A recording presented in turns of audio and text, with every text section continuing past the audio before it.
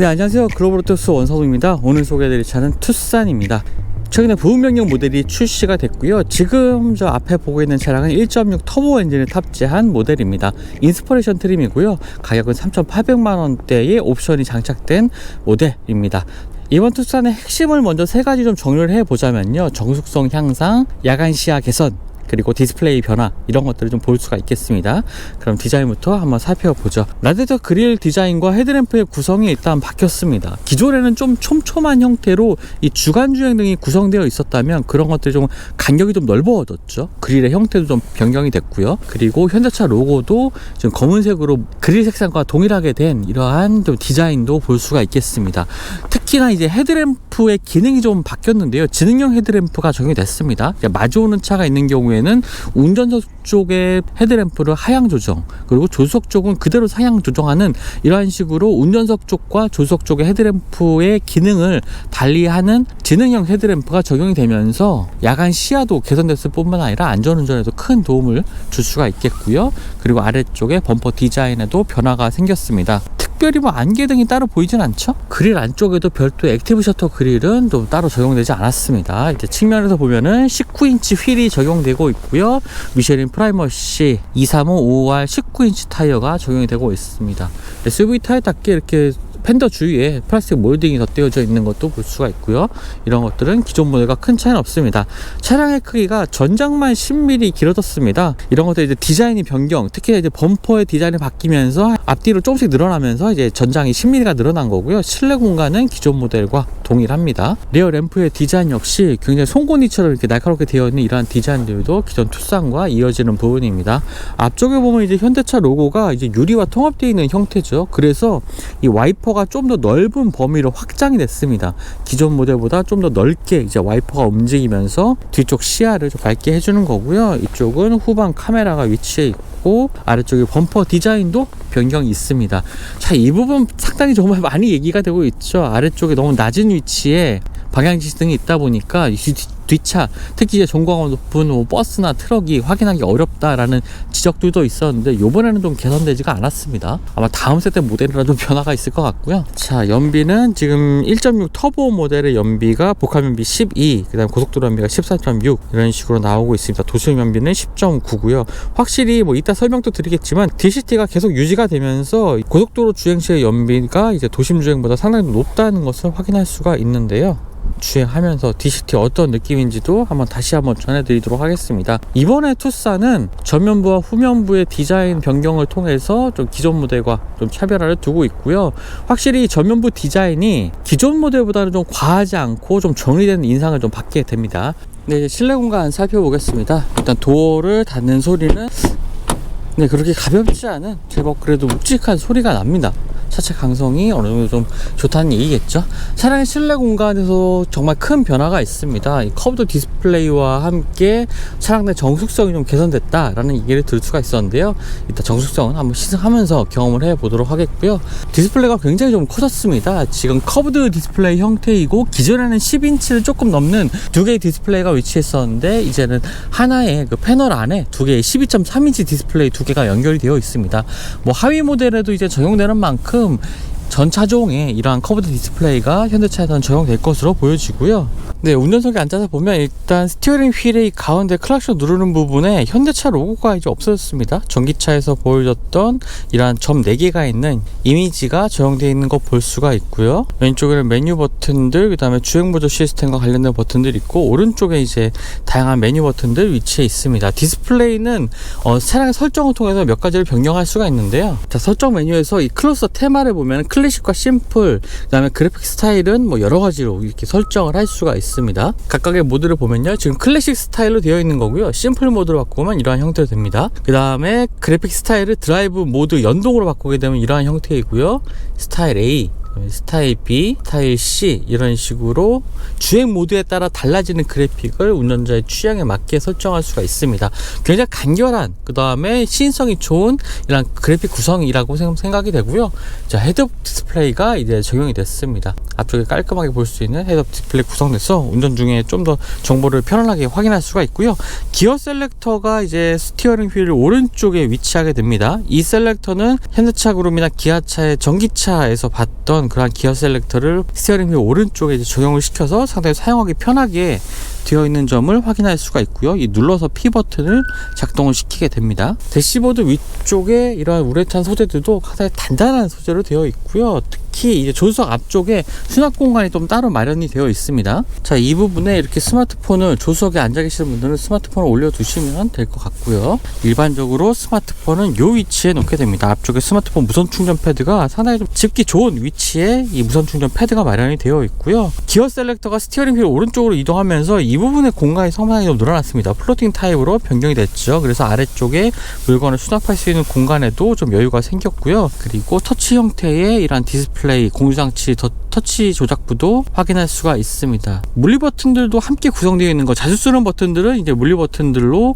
구성이 되어 있고요. 공유장치 버튼들은 터치 형태인데 햅틱 반응은 따로 없네요. 틱 기능을 좀 넣어주는 게 운전자에게 좀 직관성을 좀 높여주기 때문에 좀 앞으로는 좀 적용이 됐으면 좋겠고요. 그리고 아래쪽에 C타입 포트, 충전 포트, 그 다음에 데이터 전송 포트 이렇게 분리되어서 사용할 수가 있습니다. 드라이브 모드는 지금 에코 모드, 그 다음에 노멀, 스포츠, 그 다음에 마이 드라이브까지 4가지 주행 모드를 설정을 할 수가 있고요. 넉넉한 크기의 컵홀더 마련이 되어 있습니다. 아래쪽에 수납 공간도 상당히 깊은 형태로 되어 있고요. 키는 이러한 형태로 생겼습니다. 매끈한 스타일의 조약돌 같은 이런 그립감을 주는 키 형태는 다른 현대차에서도 많이 볼 수가 있었고요. 그리고 위쪽에는 이제 뭐 SOS 버튼이라든지 하이패스 기능들 이런 것들을 활성화시킬 수 있는 버튼들이 위치해 있고, 인포테인먼트 설정상의 몇 가지 좀 기능들 한번 살펴보자면요. 일단 시네마 모드로 들어가 보면은 U 플러스 TV라든지 왓챠, 웨이브 같이 다양한 OTT 서비스들을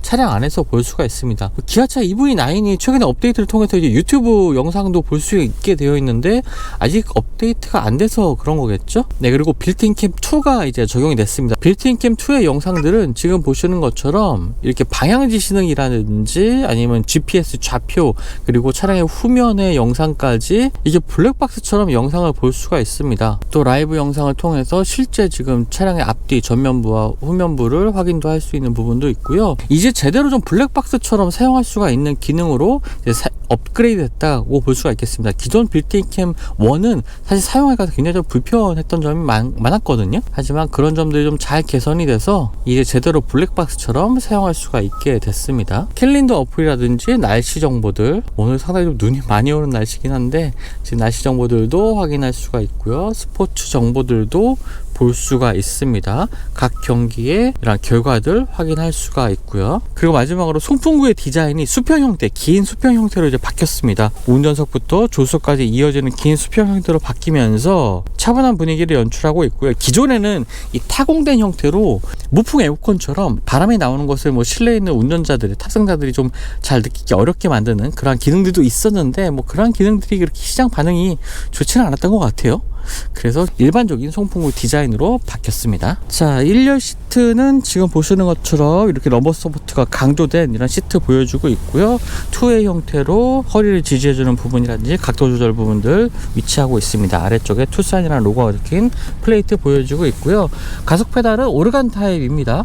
플레이트가 조금 넓은 형태나 좀 세워져 있는 형태라면 조금 편했을 텐데 그냥 고무 플레이트로 되어 있는 부분을 확인할 수가 있고요. 주차 브레이크는 이쪽에 스티어링 휠 왼쪽에 위치해 있습니다. 참고로 이건 투싼 얘기는 아니지만요, 최근에 그 급발진 영상을 하나 소개를 해 드렸었죠. 급발진 시 뭐 전기차라든지 내연기관 차량이 만약에 급발진이 벌어졌을 때는 이 주차 브레이크를 지속적으로 이렇게 길게 당기면서 속도를 줄여주시는 것이 가장 좋은 방법 중에 하나입니다. 그래서 이 주차 브레이크 위치를 당황하는 상황에서도 확실히 좀 인지할 수 있게 좀 위치를 확실히 파악해 주시는 것이 좋을 것 같고요. 자, 이제 2열 공간은 뭐 투싼의 실내 공간 넓은 것은 뭐 익히 지난 모델, 이전 모델에서도 굉장히 좋은 호평을 받았던 부분이죠. 차량의 전장이 이번 부분 변경을 통해서 한 10mm 정도가 늘어났습니다. 하지만 뭐 2열 공간에 늘렸다기보다는 디자인의 변경에 있어서 좀 늘어난 부분이고요. 실내 공간은 동일하다고 보시면 됩니다. 이 도어 트림의 소재도 이 부분은 살짝 패브릭 소재 소재이기도 하고요. 뭐 가죽 소재, 플라스틱 소재들이 이어지면서 좀 다채로운 모습을 좀 보여주고 있고요. 그리고 물을 수납할 수 있는 공간도 큼지막하게 여유가 있습니다. 자, 실제 앉아보면요, 지금 발을 쭉 뻗어도 이 안쪽으로 이제 들어갈 수 있는 공간도 여유가 있고요. 발을 이렇게 움직여도 편안하게 유지할 수가 있습니다. 뭐 무릎 공간 당연히 여유가 많이 있고요. 앞쪽에 송풍구, C타입의 포트 마련되어 있습니다. 지금 이 매트가 사실 고정되어 있지가 않습니다. 아래쪽에 고정되어 있지가 않아서 사람들이 좀 타다 보면은 매트가 이렇게 위치가 좀 어긋나 있는 부분이 있더라고요. 저도 시승차를 좀 받으면서 뒤쪽을 좀 정리를 해야 했습니다. 위쪽에는 아주 넓은 크기의 파노라믹 썬루프 마련되어 있는데요. 네, 이런 식으로 이제 2열 위까지 아주 넓게 열리는 이 파노라믹 루프를 마련하고 있습니다. 이쪽을 열어보면은 컵홀더, 뭐 단촐한 크기의 컵홀더, 따로 이렇게 홀더는 따로 마련되어 있지 않네요. 컵홀더 있고요. 이 뒤쪽에도 작은 글라스가 있어서 개방감도 좋습니다.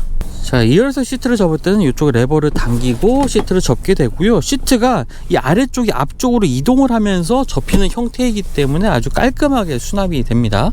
자, 그리고 지금 적재 공간 보고 계시는데요. 안쪽에 굉장히 넓은 이 적재 공간을 확인할 수가 있고요. 지금 2열 시트를 접은 상태인데 적재 공간과 이제 2열 시트 사이에 공간이 뜨지 않고 잘 마감되어 있는 것도 볼 수가 있죠. 그래서 이 기본적인 적재 공간도 넓긴 하지만 2열까지 모두 접게 되는 경우에는 한 키가 한 170, 175 정도 되는 성인도 충분히 누울 만한 이러한 실내 공간을 활용할 수가 있기 때문에 투싼임에도 굳이 상위 모델이 뭐 산타페로 가지 않더라도 투싼만으로도 차박에서 활용하는데, 야외 활동에서 활용하는데 정말 좋은 이 공간을 보여주고 있습니다.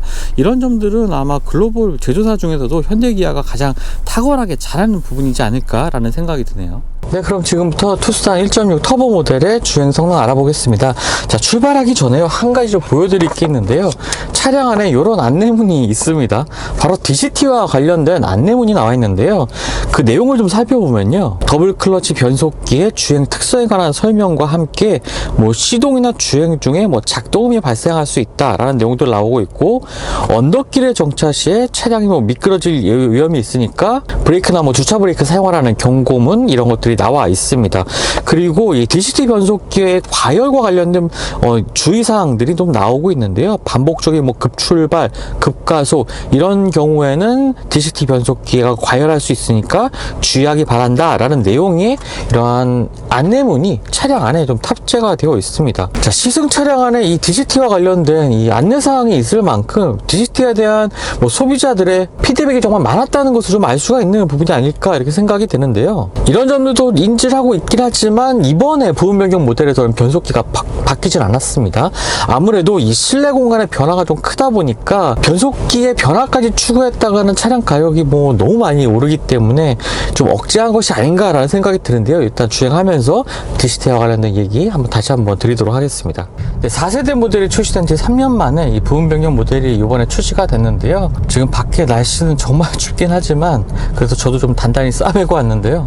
요즘 출시된 가정에 정말 많은 관심을 모으고 있는 차량이 바로 투싼이 아닐까, 이렇게 생각이 됩니다. 지금 투싼은 국내 시장뿐만 아니라 유럽, 미국 시장에서 정말 핫한 준중형 SUV인데요. 현대차의 글로벌 판매 가운데 미국 시장에서는 뭐 25%, 유럽 시장에서는 거의 한 30% 가까이를 이 투싼 판매가 차지할 만큼 이제는 정말 핵심 차종이 됐습니다. SUV의 인기와 함께 현대차의 이 패키징 기술, 특히나 이제 넓은 실내 공간을 만드는 기술만큼은 정말 뛰어나기 때문에 이런 것들이 좀 차곡차곡 쌓여서 기존의 미국 시장에서, 특히 이제 미국 시장에서 강력한 경쟁자인 뭐 라브4라든지 CRV 등과 제대로 경쟁하는 모델이 좀 되고 있지 않나라는 생각이 드는데요. 물론 아직까지 전 세계 시장 판매에서 본다면 뭐 라브4가 4위에 위치해 있고 혼다 CRV가 7, 8위 정도를 좀 하고 있는 수준입니다. 여기에 투싼이 지난해 판매량에서 글로벌 판매 10위를 차지했는데요. 좋은 상품성으로 차곡차곡 이 고객들의 만족도를 높여가는 투싼이 아닐까, 이렇게 생각이 됩니다. 이번에는 디젤 모델, 가솔린 모델, 하이브리드 파워트레인까지 3개 파워트레인으로 구성이 됩니다. 가솔린 1.6 가솔린 터보, 지금 시승하고 있는 1.6 가솔린 터보, 그 다음에 2.0 디젤, 그 다음에 1.0 터보 엔진을 갖춘 하이브리드 모델까지 세 가지 파워트레인으로 구성이 되고요. 하이브리드 모델과 가솔린 모델이랑 가격 차는 한 500만원 정도 난다고 보시면 될 것 같습니다. 최근에 카니발 하이브리드를 시승을 하면서 뭐 연비도 굉장히 좋긴 했지만 이 승차감 부분에 있어서 큰 개선도 이룬 것을 확인할 수가 있었거든요. 바로 이것이 하이브리드 전기 모터를 활용한 차량의 거동을 안정시키는 부분, 자세제어 기능들, 이런 것들, 그리고 스티어링 조향까지도 개선시킨 부분, 이런 부분들 때문에 정말 괜찮은 차라는 생각이 들었는데요. 이번에는 지금 가솔린 터보 모델을 좀 시승을 하고 있지만 하이브리드 모델도 그래서 더 기대가 됩니다. 아마 차후에 좀 시승을 해보면, 투싼 하이브리드 모델도 한번 시승을 해보면 좋을 것 같고요. 한번 소개를 해드리도록 하겠습니다. 일단 1.6 터보 모델은 가장 큰 변화라고 한다면, 이제 주행하면서 느껴지는 가장 큰 변화라고 한다면 바로 정숙성입니다.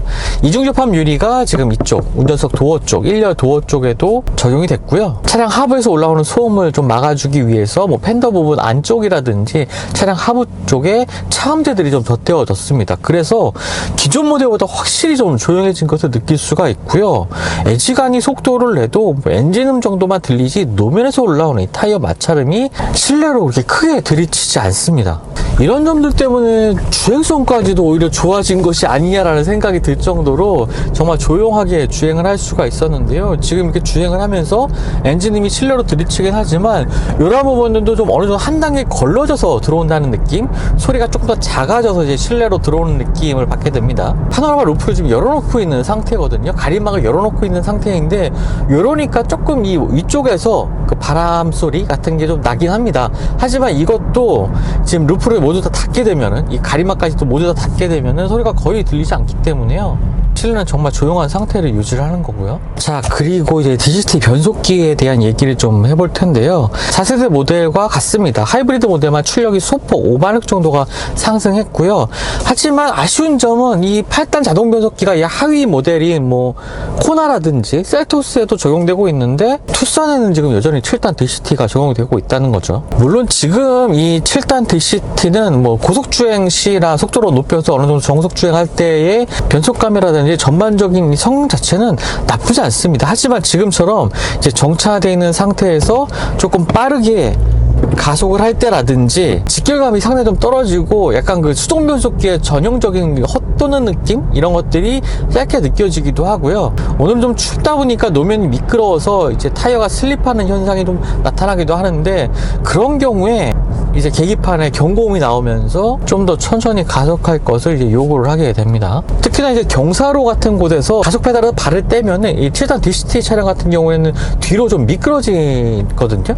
이때 가속 페달만으로 이제 차량의 위치를 좀 유지시키려고 하는 경우에 이 변속기가 과열되는 경우가 발생을 합니다. 이런 상황이 지속된다면 변속기의 수명을 상당히 깎아먹는 일이 되겠죠. 장기적으로 봤을 때 이 DCT 변속기가 수명이 다른 자동 변속기보다 이렇게 우월하다, 뛰어나다고는 말할 수가 없을 것 같습니다. 일단 DCT의 성능도 물론 좋아지긴 했지만, 그렇다고 뭐 자동 변속기도 가만히 있었던 건 아니잖아요. 그만큼 자동 변속기의 성능도 이제 개선이 됐습니다. 그렇기 때문에 좀 반복적으로 이렇게 좀 천천히 서행을 하는 경우라든가 도심에서 좀 가다서다를 반복하는 과정에서는 이 가속 페달을 어느 정도 밟았을 때 그 수동 변속기의 그 미끄러지는 현상 같은 게 있죠. 그런 것들이 느껴지는 상황이 종종 발생하기도 합니다.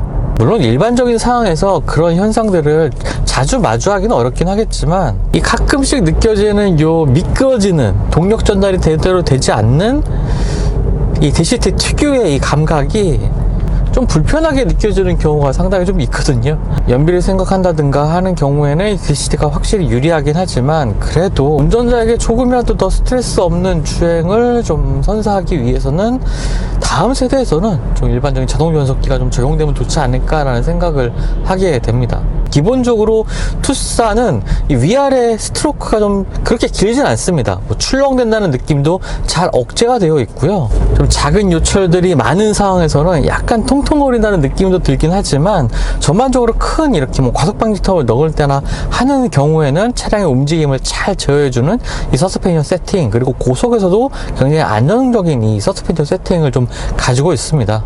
그래서 이 유럽 시장에서도 전체 유럽 시장 전체 판매 비중 가운데 한 30%를 이 투싼이 차지할 정도로 좋은 반응을 이끌고 있지 않나라는 생각이 들고요. 그런 것에 반해서 스티어링 휠은 뭐 그렇게 즉각적으로 이게 뭐 짧은 스타일은 아닙니다. 차량에 즉각적으로 뭐 머리가 회도한다 라는 느낌은 좀 받기 어려운 이러한 세팅이지만, 이런 것들이 사실 좀 더 편안하게 주행할 수 있는 여건을 만들어주는 특징이 될 것 같고요. 풀모델 체인지에 버금가는 이 실내 구성의 변화를 통해서 더 세련된 그리고 고급화된 더 최신의 인포테인먼트 시스템을 통해서 사용 편의성을 좀 높인 점, 이런 점들과 함께 정숙성과 승차감 부분에서의 개선, 이런 것들을 좀 중요하게 들 수가 있을 것 같습니다. 사실 이 정도 가격에 이런 패키징을 갖추고 있는 차를 정말 찾기가 힘들거든요. 이건 물론 한국 시장뿐만 아니라 글로벌 시장에서도 마찬가지입니다. 그만큼 투싼이 좋은 경쟁력을 받고 있는 이 패키징을 통해서 글로벌 시장에서도 굉장히 선전하고 있다는 부분을 말씀드렸었는데요. 그래서 이 전기 모터를 통한 승차감 개선이 이루어진 하이브리드 모델이 더 기대가 됩니다. 꼭 시승을 해보고 소개를 해드리도록 하겠습니다. 지금까지 글로벌 오토스 원선웅이었고요. 저도 다음 영상 통해서 만나 뵙도록 하겠습니다. 감사합니다.